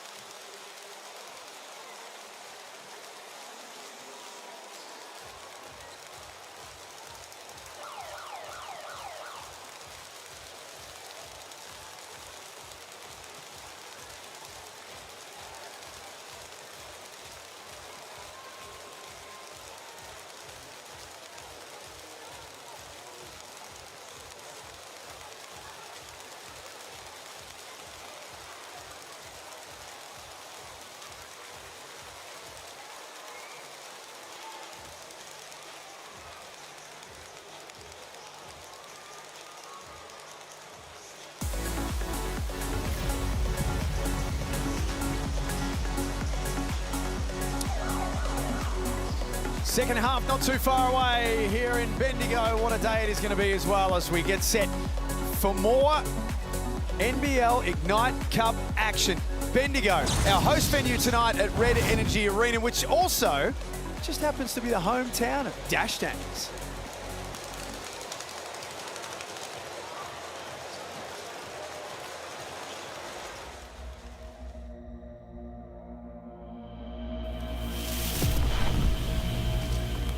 Listed around 6'6", 200 pounds. Dash Daniels is only 17 years old. Very young, very raw, but very intriguing. He's showing the NBA that he's ready for that next jump. Dash was very competitive, never liked to lose. It's the defense, the physical tools, and the motor. Been my whole life since I was 4 years old. You know, I just love going out there, playing the game, and that's pretty much it. Daniels drives and scores. Ripped baseline, stolen by Daniels. Daniels, big knockdown. There's not many kids out there that get this opportunity to step on an NBL floor at 17 and try and make an impact on the team. Me and Dean have a great relationship. He's been really good to me, giving me opportunities that not many young kids get to have. So he's always telling me things that I can get better at and things that I'm doing good. So that's what you need in the coach, just someone that's going to let you know the truth. We got a kid that's determined, want to be the next one. I want to go play against my brother in the NBA, and that'd be a great story for a Victorian kid to go and do that. Loved him at the Boomers. He's going to be a great defender, and now we just see these offensive talents growing. We started all the boys off playing soccer. So I was a big soccer kid growing up. We always thought that the footwork is very important. Pretty much every day I'd go in the backyard, play soccer as well as basketball. You had to do things quickly without using your hands. That really helped the boys early on in their careers. Nice take from Daniels, exciting move for the youngster. Every day after school, me and my dad and my brothers as well come in here, play one-on-one. They definitely didn't take it easy on me. Dyson and Kai, they're both 5-6 years older than me, so I'd usually be the one losing, but that's how I learned how to get better. So Dane Bickerman's been fantastic with him, to have that level of trust in a young kid at that age. The Next Stars program, the way that they've been able to prove their success over the years with all the players that have made the NBA and the making good strides in the NBA as well, and that's what I'm trying to do. The Next Stars program has been great. There's going to come a time very, very soon where we'll be sitting on our couches watching Dash Daniels do great things in the NBA, and we'll remember the time that we had here in the NBL when he was a Next Star. Bright talent, huge future, great family. You love to see good things happen to good people, David. Absolutely, I can't wait, man. We just get so proud, especially speaking as a American comes out here, and a lot of us came out here and made Australia our home, and then we all had kids, and then kids have gone off to do great things. I think about Dante Exum, I think about Ben Simmons, Tyrese Proctor. All of us, there's an American fraternity. With all that being said, I just want to say that Dash, for what he has to get better at, obviously offensively, shooting the ball. He's 18 years old. You can't have everything at that age, but what he has defensively, you can carve out a long career in the NBA just by being a defensive stopper. Let's break this down into simple terms for the Bullets, Damon. First 2-3 minutes, what needs to happen for them? They need to score, and they need to get stops. They cannot. Thank you for that. Thank you. They need to go on a hell of a run, Jack. And you can tell early if they're going to be able to do it or not. Because Hunter Maldonado, that's not the greatest of starts, missing. But right here, defensive transition, when they do miss, they cannot allow Melbourne United to get out in transition and get easy buckets. Everything has been easy for Melbourne United. They're shooting 60% from 3, 53% from 2. It's just, everything is just too easy right now.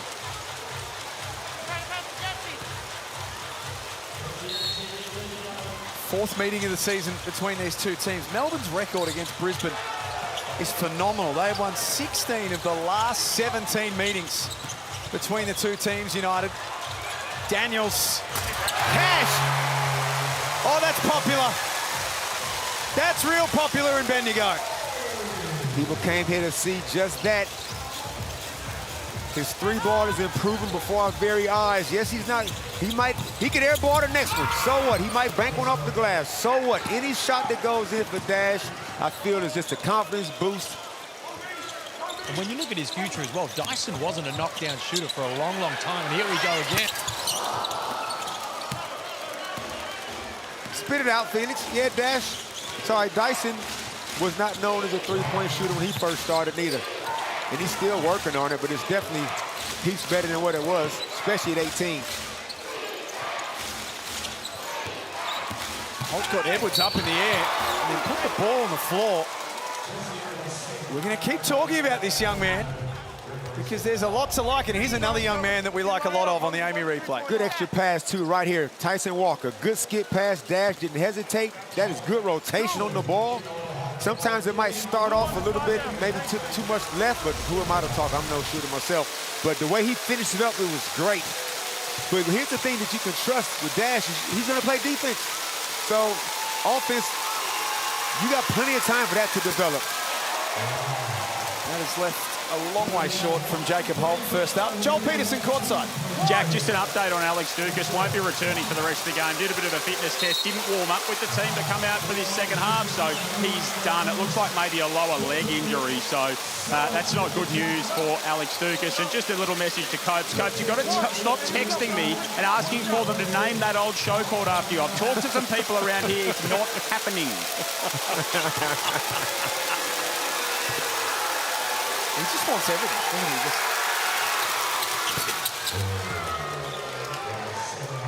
Just 60 to 39, Jacob Holt, 14 points, 3 rebounds. In a game where they're down 20, he's a -1, which doesn't sound like a lot, but it shows his contribution. And Jack, he's 100% from the field. Yeah.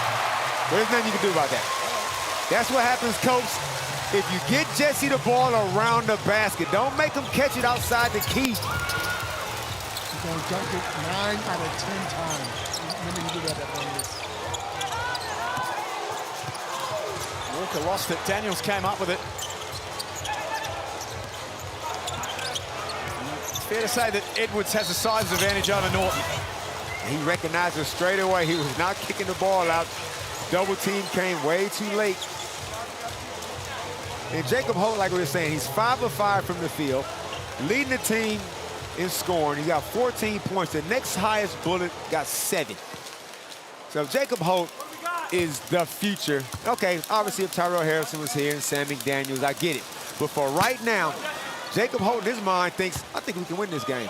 I'm looking at the rest of those guys out there. I'm not so sure if they believe that.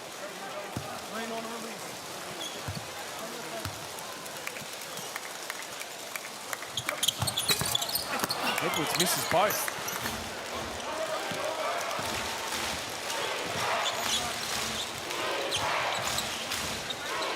So Alex Dukas, as Joel told us, done for the night. Needs more opportunity for the likes of Tay Murray. That's an offensive foul. Jack, they're literally running out of players. Fix the hip out.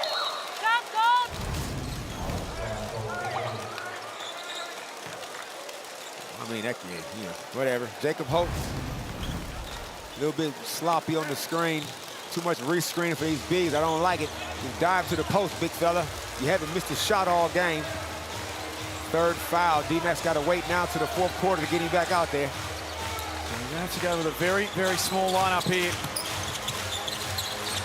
Daniels looking to be more aggressive. Likewise, Delaney blocked by Taylor. Good defensive pressure there from the Bullets import. Their other import, Maldonado, gets inside. Points are going to count. Hunter kept his dribble alive. Great block by Terry Taylor. Hopefully that can ignite some offensive aggression. And Hunter Maldonado, they call that on Jesse? As if so. That's 3 fouls on Jesse Edwards as well. So a little bit of momentum for the Brisbane Bullets here in the third quarter. It's 62-41 in the Tangerine timeout. A little bit of momentum. They're going to need a lot more than that. Peter Hooley, Leonard Copeland.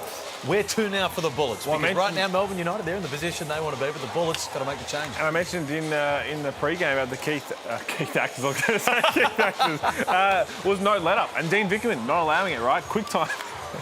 Quick time out because their quarter matters. This quarter matters right now. They've got to go on and win that. So I know we're looking at a 21-point game, but they're looking at it from quarter by quarter because they want to get to the Gold Coast. And I can't look at him right now. Well, D-Mac, look, right now he's talking about effort. The effort's not good enough. These guys are letting Melbourne United do what they want to do. You got to play some defense. You got to knock down some shots. You got to pick it up, fellas. Come on, man. Hey, Leonard, should I find that offensive? You can't even look at my face without laughing directly at me. Yeah, you probably should. The Brisbane Bullets, a whole lot of work to do. You see the quarter by quarter there. Right now, Melbourne United probably need it more so than them. Well, they do, because they've made it clear. They've gone out, they've said it to us in the media. We saw it against the Cairns Taipans. And if they want to make it to the Gold Coast, they've got to clean sweep this to give themselves a red-hot chance. So it matters right now. $400,000 on the line, Jack. It's a lot of money to us. It certainly is.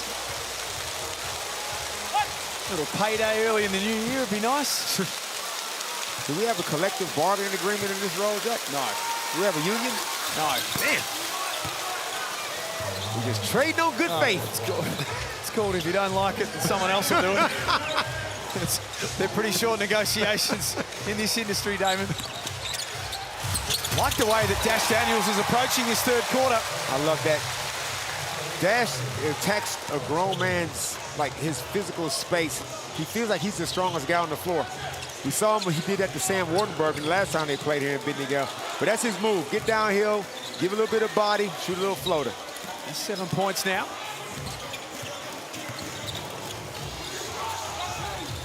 Brisbane's leading scorer is Jacob Holt with 14. Not on the floor at the moment. Shot clock violation. That's one of the worst, that's one of the worst things you can have. D-Mac's looking at his guys on the floor thinking, does anybody want to shoot? Great offense, fellas. Way to move the ball. Way to get it from side to side. Anybody gonna shoot it? That's the most frustrating thing. Damon, you can only beat who's in front of you, but a close win against Tasmania, and then, of course, in a commanding position here. Are you seeing the changes you want to see from Melbourne United going forward, or do you still think it's more the competition they've been up against over the last two games? No, I feel like Melbourne United's playing. They're sharp. They're sharp enough right now. This isn't the absolute A game, champagne game, but it's sharp enough. It's effectively a training session now for them. They're not going through the paces, though, because Dean won't let them, but I've got no issues with how Melbourne United traveling right now.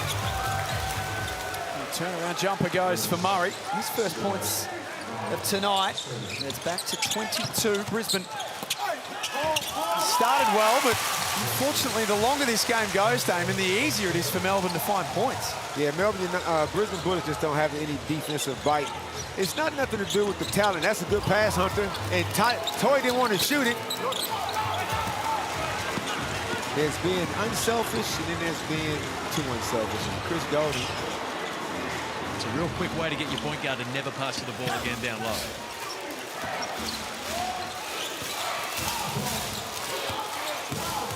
Maldonado showing his skills.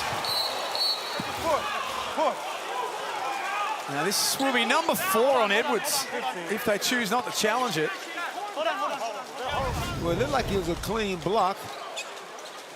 15. Oh, no, they called that on Hunter. Hunter hooked his arm. Stop. 14, Jesse Evans. Oh, they did? No, they didn't. It's on Jesse. It's on Jesse for the push. When? It's on Jesse for the push on the way to the basket, yes. Still got time to review this if they choose to. So they... Yeah, let's shoot. 2 shots. I mean, yep, Dean's going to challenge this one just on behalf of what's right. And he doesn't want Jesse Edwards on 4 fouls. No. He wants to get him out there to get his mojo happening. It's hard to work out exactly where that foul was, Damon, because Maldonado leant into Edwards, who was vertical, and then got pulled down. And Pete's usually the expert on these as we watch, but are they allowed to overturn based on the footage of his arm getting pulled down? I don't think they can actually include that. It's more, was the contact there? But that'll be the one they're looking at there, that first point of contact. Which Hunter initiated. Pete? Yeah, I have no issue with that. And what Felix is alluding to, the only time you can really change the foul, offense or defense, is on a block charge call, because then you can flip it to an offensive foul. Something like that, if it was called or we see that a big pull there from Hunter Maldonado, he's not going to get the foul. They'll just wipe the one from Jesse Edwards. But it looks pretty solid. Well, he does jump forward a little bit there, but he jumps a fair way forward. Yeah. Wow.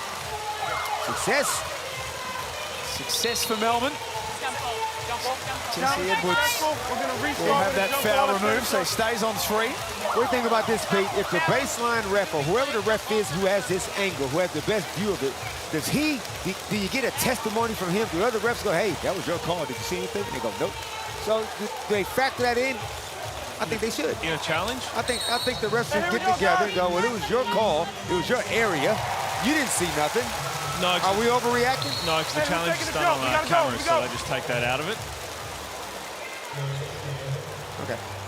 I'm also getting really nervous when I hear you bring up referees. Okay. 5 minutes left. Quarter number 3. Krislovic wide open.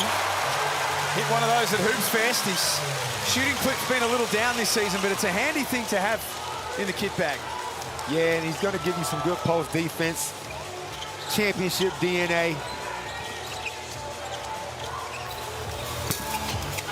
Purchase tees off. No good. Brisbane 5 of 16 from long range now. That number starting to get away from them. Tom Coppins is on the floor. Milton Doyle knocks one down. It's a training run. 30-point deficit.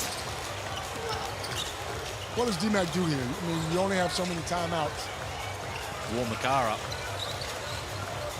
Turn the fire alarm on, maybe. Coach, it ain't nothing to say during this game, but I'm going to see you at practice. You better believe that. I'm not going to make a big deal and jump up and down and move furniture like I normally would. But when we get to training, don't expect to see any basketball. That's how we did it back in the old days. Oh, you going straight, just grit? Yeah. When we played against the power, when we played against all the plumbers and stuff. Don't forget getting to the game on horseback, man. That was hard. Jack Perkins, same spot. They've got no bodies left. Good follow there from Davis. Couldn't finish. They can't even practice right now with all their injuries. Oh, Tom Coppins. I wouldn't call that. That was a regional. I won't call it a Euro step, but a regional step. That's more of a Euro from Norton. Toy just gave a foul away just because I'm sick of running up and down.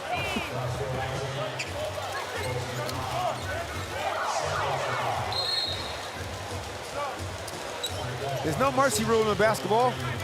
We all in the same boat together. We all got to stay here and watch this and hope Brisbane show a little bit of life. Maybe we get some Dash Daniel highlights. I'm drawing up a special play just for Dash to try to get a dunk. Doyle drives. The lead is 32. And Darryl McDonald has seen enough. It's gone from bad to worse to downright awful for the Brisbane Bullets. And there is still 3.5 minutes left in quarter number 3, Damon. Hell is a very real place.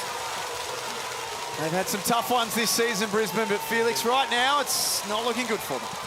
It's not looking good at all, but for Brisbane, of course, you've played more games than we've forgotten about, Leonard Copeland. You've been in these positions, so I can only assume, very rarely across your storied winning career. But what do you do as a team in this position where there is really not much on the line for you and the game's already done? There needs to be someone other than D-Mac doing some talking. You know what I mean? D-Mac's the head coach. Yes, you're hearing D-Mac. But as a player, a captain, somebody needs to grab these guys and say, look, we're playing for pride now. You can't lose by this many points. These guys put on their pants like us. We tie up our shoes like them. You can't let them beat us like this. And it's hard, right? Because, again, all the injuries, they've been decimated by injuries all season long. Who's left to play right now? And you see Alex Dukas being ruled out. So you've got to go out there. But the one thing you can control is your effort, and that's what D-Mac's asking for. Certainly, Jack. Still plenty of ball game left in this one. There certainly is. A little later on this year, though, we turn our attention to the Harlem Globetrotters, who are back on our shores. 100 years of thrills, 100 years of laughs, 100 years of joy. Damon, I've had a lot of people ask me about tickets for the Harlem Globetrotters. Yeah. I mean, they've been doing it, Jack. They've got their craft down to a science. I think they've just worked out how to sell tickets, how to bring people all over the globe. But I'm just curious, Jack, do you think there's a spot in the world they haven't been? Is there a country that the Globetrotters have not been to? Highly doubt it. They've been everywhere, man. Norton keep trying, but Unfortunately, just can't find the bottom of the net. 2 of 8 in this one.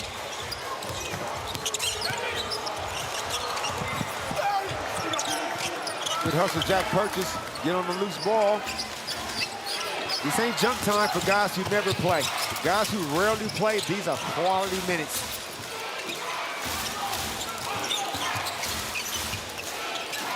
Shot clock at single figures. Smith-Milner steps out for 3. Another promising youngster, Tom Coppins with the rebound, 22 years of age. Doyle's just cruising out there, doing whatever he likes. Cruise is the word. Cruise is the operative word for smooth Milton Doyle. Just quietly accumulated his 13 points. Good get, Kenny. 15. That's more Euro. Let's get lined up. Yeah, that is. I'll give him that. 2 shots, here we go. But again, Team Vickman now going to use these last 12 minutes to get some confidence into guys like Milton Doyle, even the youngsters you mentioned. Coppins, I expect Dash Daniels to get a good run as well. And then coming up after this, well, this is the big one in terms of what's at stake for the Ignite Cup. New Zealand Breakers also with a real chance to attack 6th spot with the Tasmania injury news. And South East Melbourne Phoenix, well, they just absolutely dismantled the best team in it at Hoops Fest. Are they the most disrespected second-place team that we've seen in quite a while? What's the respect levels like? 'Cause I remember a certain Phoenix Von Hall not by us. saying early in the season, Southeast Melbourne Phoenix hadn't beaten anybody. Like, what are we waiting on? What are we seeing? Where do you sit with them now, Felix? Well, you're certainly correct. I said they hadn't beaten anyone. They hadn't beaten anyone. Now they've gone ahead and beaten people. And I am a firm believer. I think that them and the Adelaide 36 are the clear 1 and 2 seed, and then, you know, not too far off of Sydney, and then it's a bit of a chasm before you get to the others. One thing about Southeast Melbourne, is Doyle short. If you had to play them over the course of 5 games, Damien, in a championship series, I don't care who you are, they are going to be a really hard team to shake in a 5-game series. You're going to end up battered and bruised. And they're going to score about 520 points in them 5 games. Davis for 3. So you're saying, Phoenix, you got Sydney Kings. There's a chasm between Adelaide and Sydney? That's not what you said. No, right? he said after that. No, after the top. that. Oh, okay. You've got your top 2 seeds in Southeast Melbourne and the Adelaide 36ers. Then just off from them is Sydney, and then it's a fair distance back to the pack. Now, Melbourne United did sit there previously, but it's going to take a little bit of work from them to get back up towards that upper echelon. How many times did Sydney beat Adelaide this season so far? 2 times? Twice. And so what are you basing this off of? We're talking body of work. Body of work. Oh, okay. We're not talking individual. I'm talking head-to-head teams. Body of work. Oh, okay. Let's reconvene on Sunday when they play each other again. Torrey Craig. Yeah. Here's a little tidbit for you, Damon. Yep. Last time we saw Torrey Craig in the NBL is Kyle Bowen is going to get upstairs. He made up for it. Didn't miss that one. It was a while ago, but 30 points and 18 rebounds. And was that his defensive player of the year? 2017 that wasn't it, off the top of my head. 2017, Depoy. Great pickup for the Kings. We'll see them tomorrow against Tasmania. Callum Dalton underneath. Good post up. Good seal, young Cal.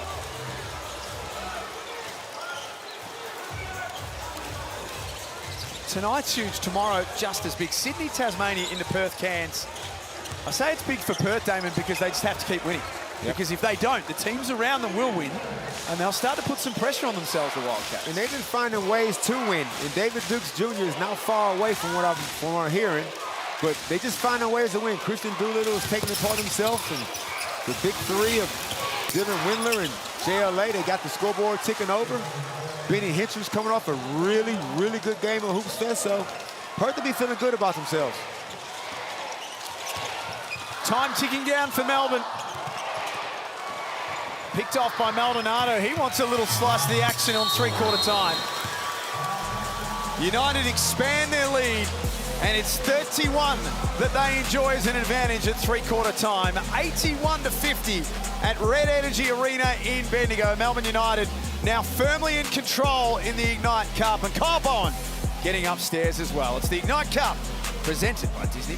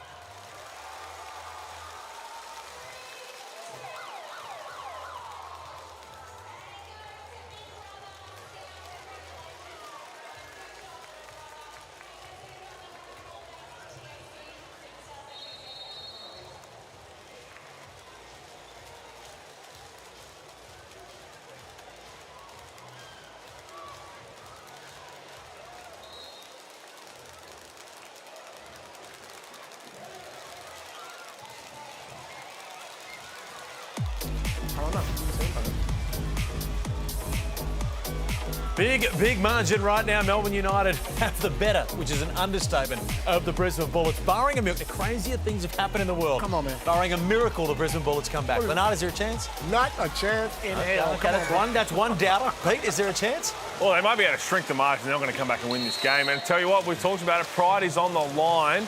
Guys playing for jobs, but also you just want to show some fight. Yeah.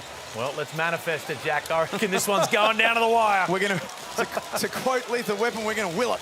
We're going to will it, Damon.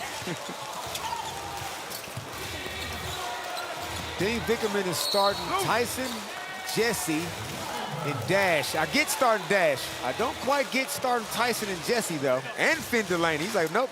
Well, I guess it's training. Or he's got to get more out of his group. Do you just give them 3 or 4 minutes off the top and then... No more than that. Hit the showers, I wouldn't even give them this much, but while they're out there, Dean's going to expect them to play it the right way and execute. Okay. Grab me before you got the ball. I got you grabbing the ball. Spot. Good explanation 32. there from Ken Widgeon. He's our senior official tonight. I think he's really starting to make a mark for himself in this league, Ken, as being one of our great officials. I don't get a vote on referee of the year, but if I did, it would go to that man. It would go to Kenny Widgeon. I like the way he carries himself, doesn't get rattled, doesn't get intimidated, isn't overly sensitive.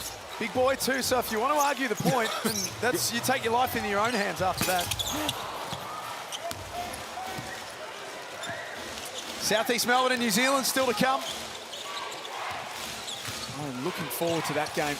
A lot on the line for both teams, and then even from a Phoenix perspective, Damon, we're just talking about them in the third quarter and how great they were, but they would have really got themselves up for that game against Adelaide, particularly with no Nathan Sobey. So is there an emotional letdown of some sort?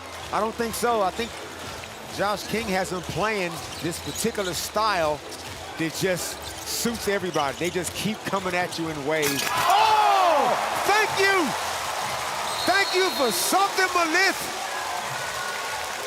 That was almost asleep in here, young Jack. man's career. Have a piece of this. Wow. We are clear for takeoff. No reaction from McCarr. He's just like this. This is what I do. M&M. It's just a day that ends in Y for Malin. Block 9, all 4, push. Here we go. And the bench love it. The young guys from Burn here in the fourth quarter, because on Sunday, Melbourne United heading across to Perth, which is a crucial game. Also the 500th career game for Chris Goulding. How good has he been? One silver lining in a really sour night. Jacob Holt, Pete, is the perfect 6 for 6. Which is criminal. You can't be going 6 for 6. If you're on fire like Holt's been, there's been a couple of these left on the table. Daniels Man, I create love a little bit of extra room. Getting physical in the second half. Dash plays with a nice sense of violence about his offensive game. He almost dares you to stay in front of him. Their biggest win of the season, Melbourne, was 35, round 4 against Cairns. They are knocking on the door of that. And then you go.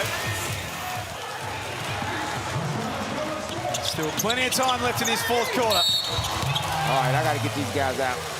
Just about to ask you again, how long does United play these? Now I got to get him out, Coach. As we watch Melissa. Jacob Holt, I don't know what you're still in the poster. You might as well try to block it. Jesse Edwards like that. And it's a good point.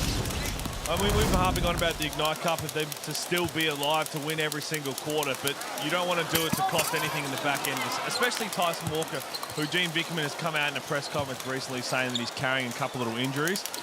I've got 45 more seconds from Tyson Walker and he's going to sit down. I got sub on the shooter. Tom Wilson coming in and get him. 85-52. Jacob Holt's been excellent. 7 for 7, Jack. 18 points, Damon. What is Jacob Holt's career high? 5 rebounds.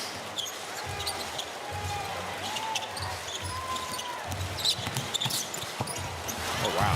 All right. That's just too, come on out of there, Tyson. You out there just doing it too easy.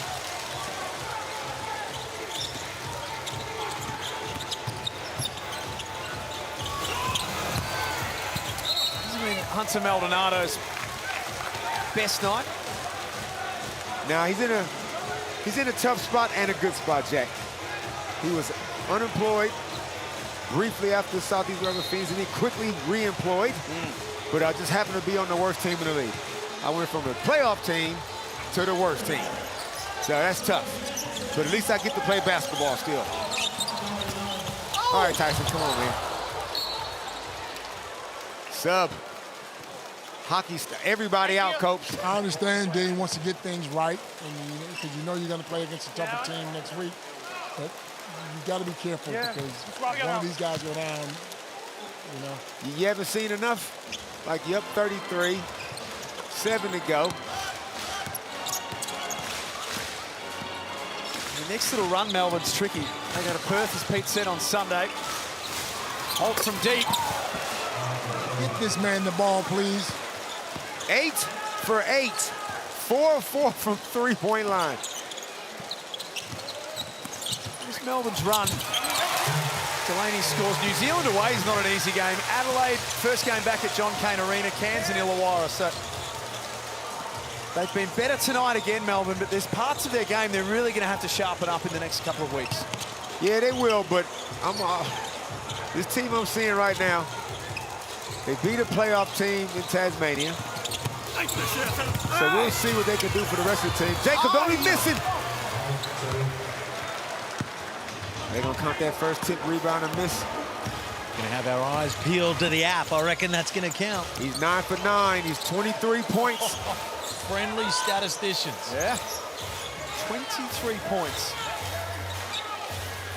Dave Barlow territory here down the other end. 14 of 14, I think. Maybe 13 of 13, you reckon? I wasn't confident enough to say that into the mic, but you go ahead. I'll have a look. Kick it, come on, Jay. Oh, Hunter. Jacob was open. So Melbourne sticking with a lot of their starters just to make completely certain of this game. The mindset and the intent of Dash Daniels in this second half has been good to see. Good to see, because like we said, Jack, after the playoffs, however deep Melbourne United go, that's going to be it for Dash. We're not going to see him anymore over here. He's going to be in the association. And there's the import sitting down, Tyson and Jesse. Nice, solid day at the office. Scan that QR code, by the way. Pride round coming up over the next couple of weeks. You can win one of 3 Pride round jerseys. Details are on your screen there. I should have trusted myself, Damon, when it comes to numbers. Dave Barlow, playing for the Tigers against the Breakers back in 2007. A perfect 14 of 14, including 8 of 8 from 3 for 37 points. That was back in the days when he used to play a different position on the court every single time, every season, and be a point guard, then he'd be a center. That is wild stuff from Barlow. Is he captain coaching in NBL 1? Is he still, like, is he giving himself minutes? I think he still likes, I mean, he could have a look at the specimen that is. Looks after his body better than anybody else. Dean looked at Milton Doyle and said, go get Dash. You're like, this, I don't want to. But I don't want to, Dean. Don't make me. Let Dash play his last 5 minutes at home. 9 points for the night for the next up.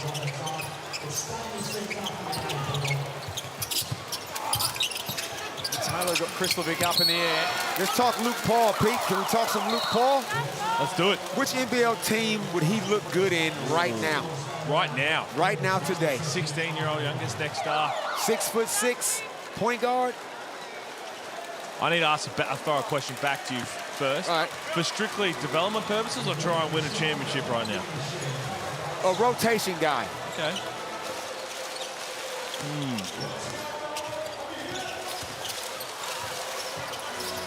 Part of me, for some reason, I know it's just because you're asking, as a backup in the Hawks system, we need a true point guard. That size as well, we always talked about. Adelaide 36 would be a good shout, though. someone who can bring the ball up as a true point guard as well. The state that he lives in don't have a point guard. I mean, you could go there potentially and not have to move. I was just seeing, I was just testing, just throwing it out there. What about you? Yeah, it's good places. I'd like New Zealand play with Parker.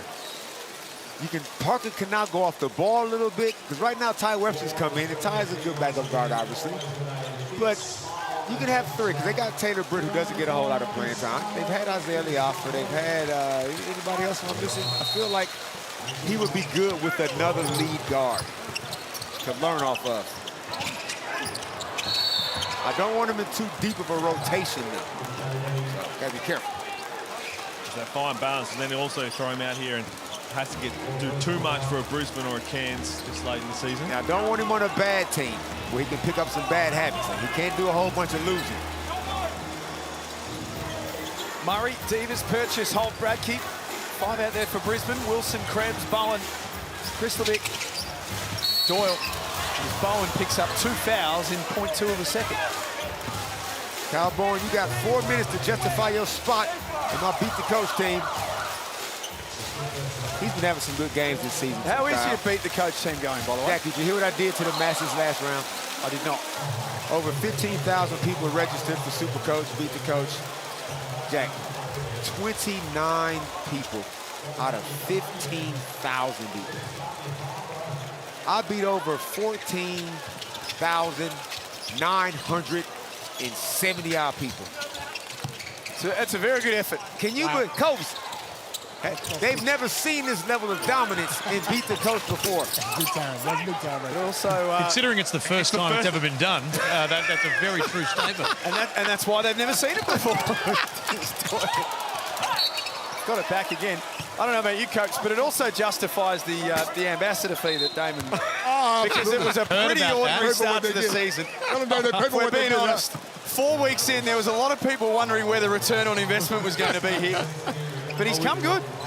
I was wondering about that because I thought, hey, Montrez, faced the league when he leaves, surely the figure drops, but then it just rolls over. I'm going to have to get an agent. Might need to renegotiate. Tell you what, I did see that, what was it, a couple of weeks ago, rolled a new Rolex too, so... Stop it. Stop it.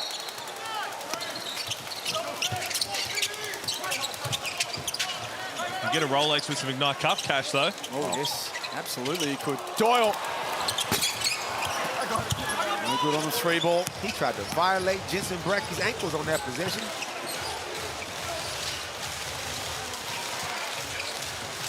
Three and a half minutes remaining at Red Energy Arena. Who's Brisbane's next game, Jack? Krebs downhill to Wilson, who lays it up. Brisbane play Illawarra on Monday, Damon. That's interesting. There's the run of games to come for the Brisbane Bullets. It's Melbourne, who have got this game firmly in control, 94-59.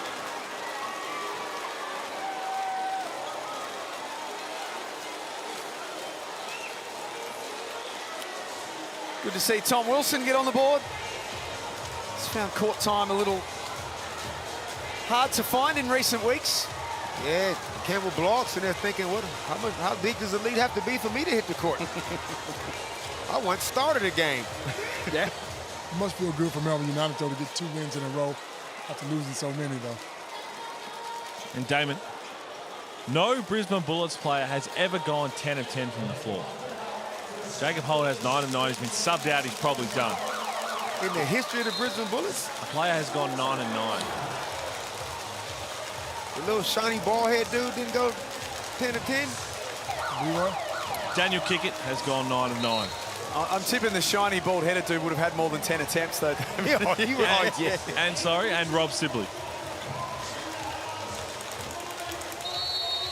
All dunks. Dean Vickerman watching on as Melbourne take a big jump up in the Ignite Cup ladder. Quarters 1 is such a big stat. Melbourne have handled all of their business with quarters this evening. Adelaide have got a game to come as well, but this is a big move by United tonight. It is, because the rich would like to get richer. It's found money. New Zealand on top. Southeast Melbourne next. Well, that's a massive game, isn't it? Because South East Melbourne have 2 games in hand in the Ignite Cup. So they're going to want to get as many points as possible. And if New Zealand Breakers just get a couple, they'll probably book themselves a chance. If they lose all, then it becomes very interesting with the 36ers still with a game to play. Tom Coppins gets upstairs. The Wildcats a game to play as well, but that's against the Phoenix. Remind me, Pete, what happens if it's a tie? Split the points. Unless it's overtime, where the result will stand, and overtime is just extra until someone wins the game. Okay. Not good news for the Breakers. Jensen Bradke finds 2 underneath. The Breakers losing Rob Baker for the remainder of this NBL season with an ACL. You know what, Jack? When Rob Baker went down, I thought, oh, no, not again. But then he got up. He was on this bench, and he was actually standing up on the sideline. I'm thinking, okay, that was lucky. Then when I hear that it's an ACL, I'm like, wow. It's an interesting one because he was telling people at Hoops Fest, he said, no, I'll be okay, I'll be okay. And then they get the scan and ruptured ACL, not good. Final 2 minutes. It's Melbourne who lead by 33 points. Brisbane trying to avoid their heaviest loss of the season, which at the moment is 37. And they're staying in front of that ledger for now anyway. Christian still diving on the ball. You know, both coaches are thinking, whoa, Maldonado! It was worth a try. Where did that come from? I didn't know he had that in him. Well, turns out he doesn't. Started off Milton Doyle, ended Doyle Bowen. Wait a minute. Doyle's playing upstairs all of a sudden. Oh. That was the best missed dunk. I didn't even think he would attempt the 360. You thought best missed dunk. Reminds me of Mar DeRozan in one of the warm-up games for the Team USA who tried to do a 360 poster and missed it. But we'll get another look at that. Hopefully there's another whistle. It was a casual attempt too. Like he didn't even get out of too casual in the end. Here we go. We get a replay of it. He had it, he just missed it. I'm all for the attempt as well, more of that. Oh, I'm going to put that in. See the way his feet start? I'm going to put that down to like a 325 and then the pin down the other end on the young fella. Wasn't quite the 360. Take on 325. Oh, just playing recklessly out there in the last 20 seconds. There you go, they're smiling, Melbourne. Yeah, it ain't very often you get an opportunity for a 360. He was like, no, I might not get another shot at that.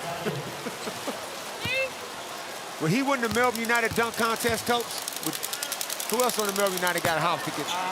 Well, we saw Malif get up. We probably need Malif, Edwards.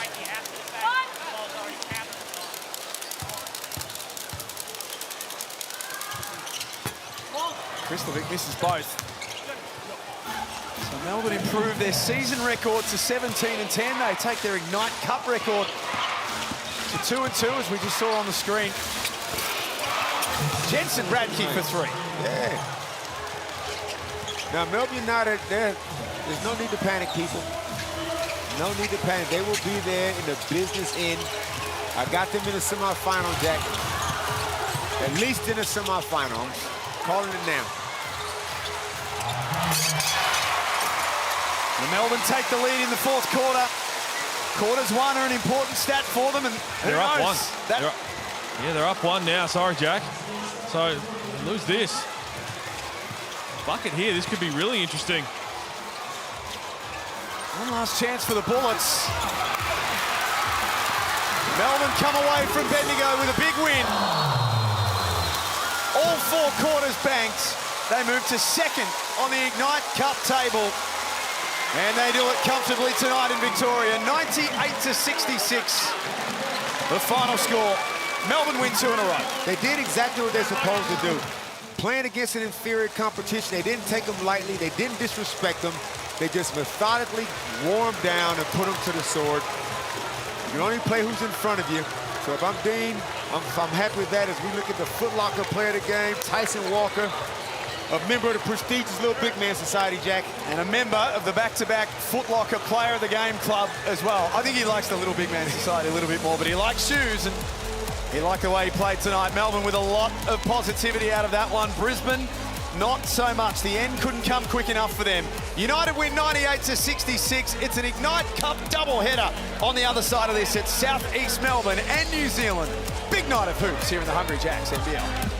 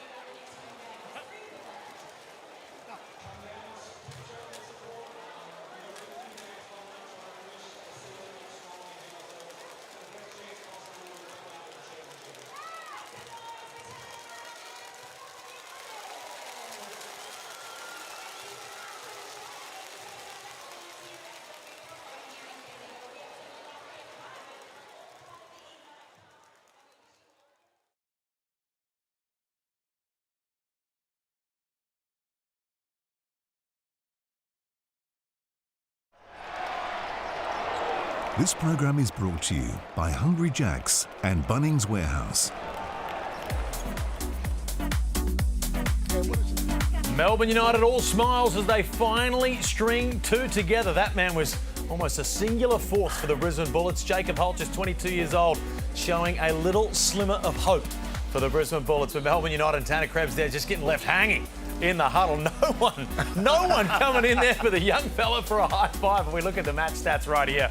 It doesn't take a genius to work out that Melbourne dominated this. I know, but you look at the 32-point margin, look at the field goals. They had 4 more field goal attempts only, completely out-rebounded them by 15.